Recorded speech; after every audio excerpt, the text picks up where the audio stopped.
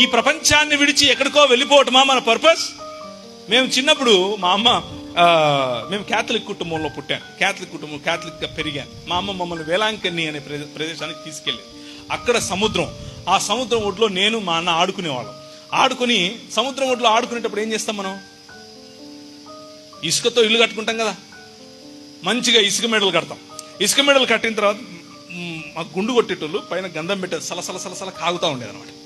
అబ్బా ఎలా ఉండేదంటే, మా అమ్మ కేకేస్తుంది, రే అన్నమైంది వచ్చేసే అనగానే, అంటే మంచి చేపలు ఉండదు, ఉప్పు చేపలు తినడానికి టైం అయిందని చెప్పేసి ఇప్పుడు ఏం చేయాలి, మేము తయారు చేసుకున్నాం ముచ్చటగా చేసుకున్నటువంటి ఈ ఇసుక మేడలు ఏం చేస్తాం, మేము పరిగెత్తుకుంటూ వచ్చి నేను మా అన్న మా కాళ్ళతో మేమే దాని తొక్కి ఇంటికి పోతాం.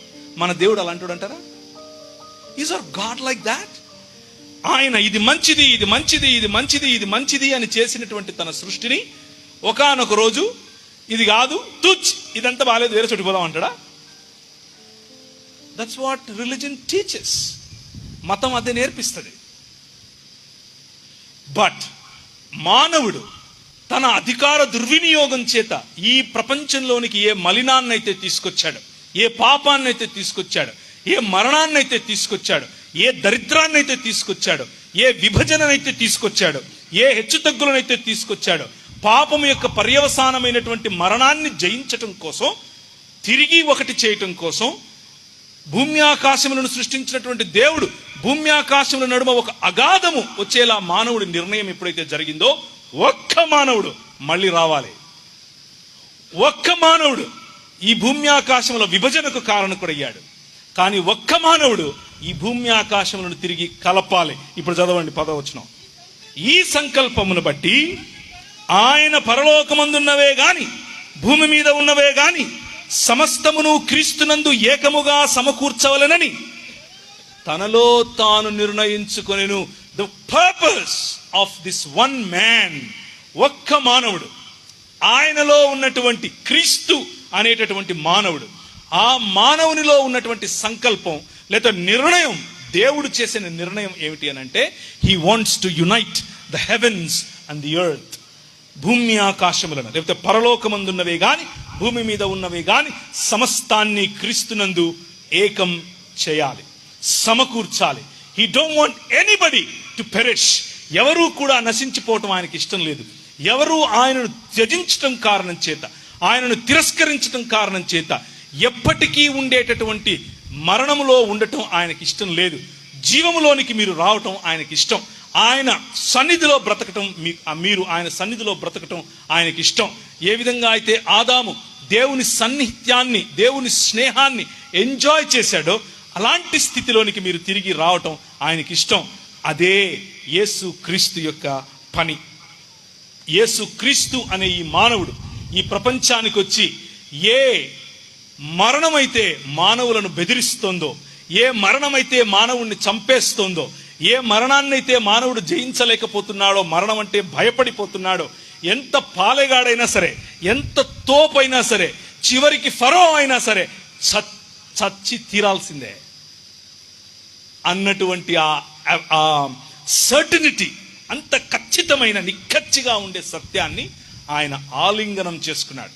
He made the cross as his throne. ఆయన ఎక్కిన సిలువను తన సింహాసనముగా చేసుకున్నాడు.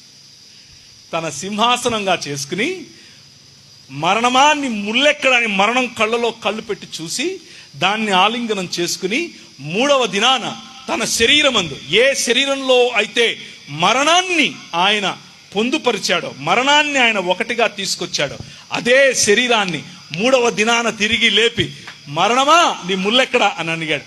That is gospel. నువ్వెప్పటికీ చనిపోయినటువంటి శరీరంతో బయటకు వస్తావు. నువ్వెప్పటికీ నశించినటువంటి శరీరంతో బయటకు వస్తావు. నువ్వే కరోనా తాకనటువంటి శరీరంతో బయటకు వస్తావు.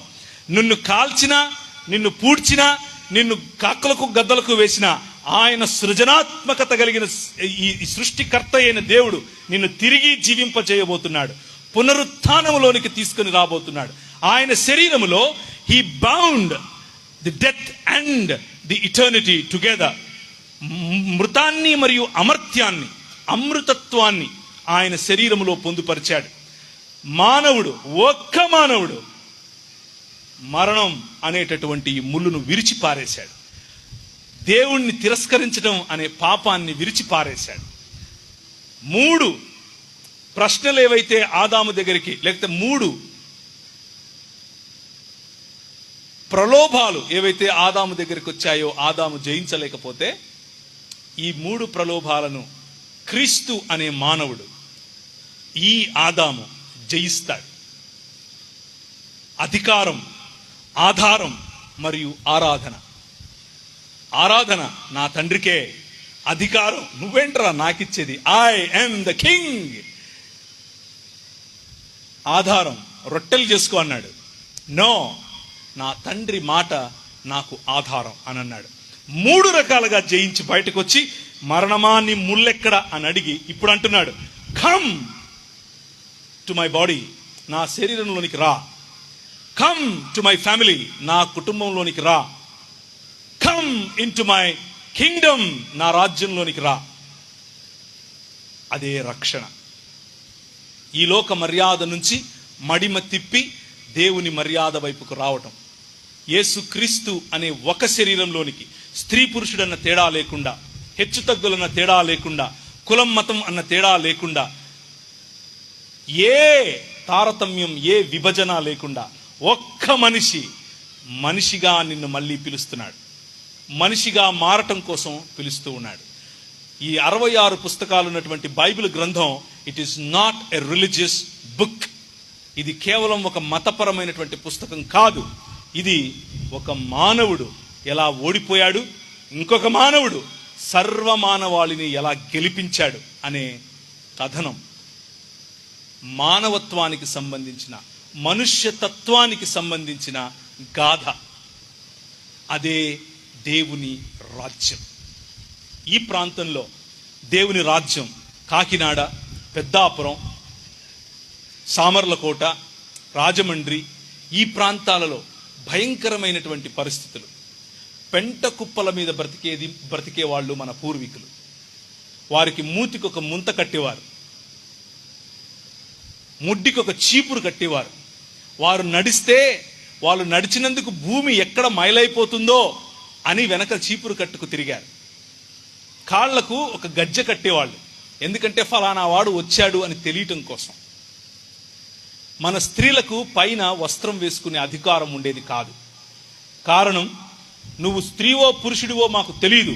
మీరు చూస్తే అందరూ నల్లగా ఉంటారు, అందరూ జుట్లు వేసుకొని ఉంటారు, అందరూ బాకినోరులు వేసుకొని ఉంటారు. నువ్వు పురుషుడివో స్త్రీవో నాకెట్లా తెలుస్తుంది? నేను దేవుణ్ణి, దేవుడి ఎదుట స్త్రీ రాకూడదు అన్నారు.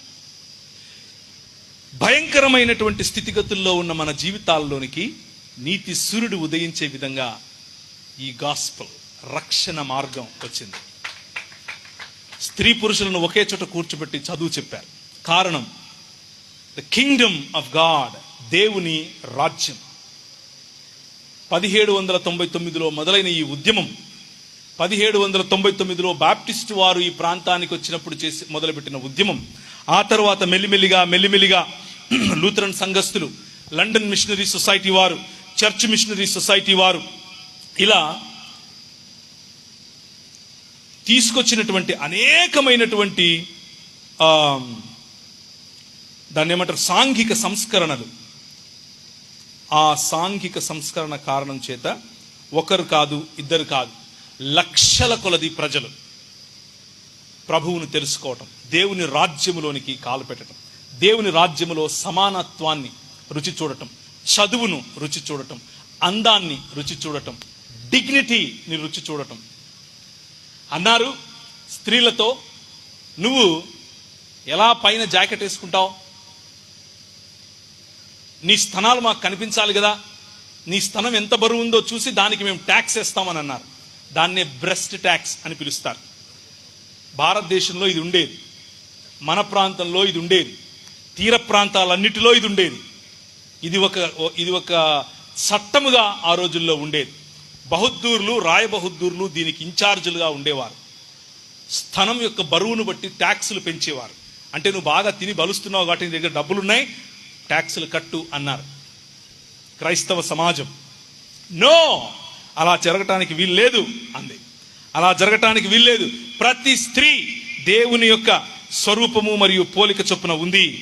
ఆ స్త్రీని ఈ విధంగా మీరు అన్యాయం చేయటానికి వీల్లేదు అని అన్నారు క్రైస్తవ సమాజం. ఇంట్లో గొడ్డు చచ్చిపోతే ఆ గొడ్డుకు తాడు కట్టి కాలుకు బయటకి విసిరేసి, అరే నువ్వు మా ఇంటికి రారా, అరే జోగిగా, అరే మల్లిగా, అరే ఏదో పేరు పెట్టి వెనక నుంచి రా, ఇంటి దగ్గరికి రాకు, వెనక నుంచి తాడు విసిరేస్తాం, అది గుంజుకొని పోయి దాన్ని ఒలిచి దానిపైన చర్మం ఉంటుంది కదా, దాంతో మాకు చెప్పులు చేసి తీసుకురా, మిగిలిన మాంసం ఉంటుందే అది నీకు 6 నెలల జీతం అని అన్నారు. అలా మన పెద్దలు బ్రతికారు. ఇక్కడ పనిచేసినటువంటి క్రైస్తవ మిషనరీలు, ముఖ్యంగా బీర్ గారు, గన్ను గారు, ఇలాంటి వారు చాలా మంది, నేను రాసినటువంటి దేవుని రాజ్యం అనే పుస్తకంలో ఈ అంశాలన్నీ పొందుపరిచాను. వారన్నారు, no, you are in the image of God. దేవుని స్వరూపం మరియు పోలి